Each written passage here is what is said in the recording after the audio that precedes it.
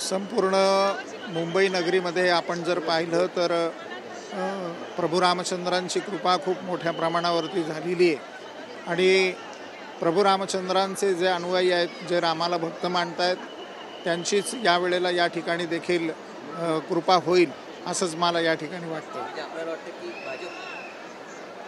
आता आपण पाहिलं की मागच्या वेळेला 92 सीट्स आलेल्या असताना, सिंगल लार्जेस्ट पार्टी असताना देखील त्यांनी शिवसेनेला संधी दिलेली होती।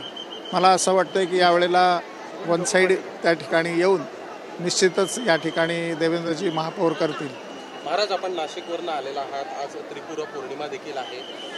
साधारणतः महायुती सरकारला 11 महिने झालेले आहेत। आता तरी नाशिकला आणि रायगड जिल्ह्याला पालकमंत्रीपद मिळेल का आणि कोणाला मिळेल?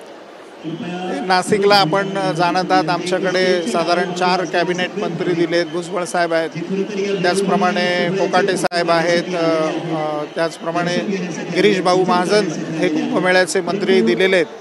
परंतु हा जो पालकमंत्री पदाचा जो वाद आहे तो त्याचा संपूर्ण जो चेंडू आहे तो देवेंद्रजींच्या हातात आहे आणि देवेंद्रजी ज्या वेळेला ठरवतील।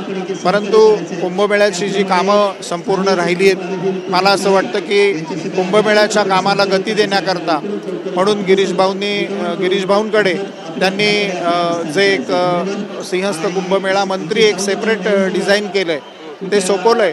परंतु पालकमंत्र्याचा वाद निश्चितच लवकर सुटला पाहिजे असंही मला या ठिकाणी वाटतं। निश्चित सुटेल।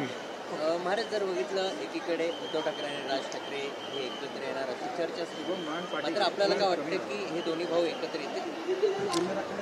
नाही, असं आहे की मला फारसं काही, कारण माझ्याकडे राज पण येतो, उद्धव पण माझ्याकडे मंदिरात येतात, देवेंद्रजी पण येतात, नरेंद्र मोदी येतात आणि राहुल गांधी पण माझ्याकडे येणार होते।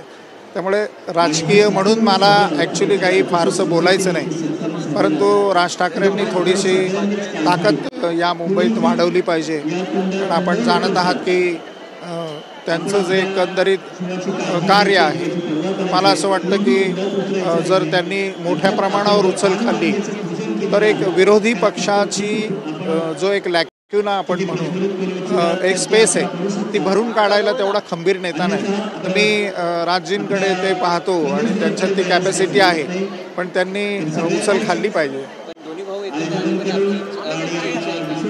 निश्चितच दोन्ही भाऊ एकत्र यावे, का त्यांनी येऊ नये?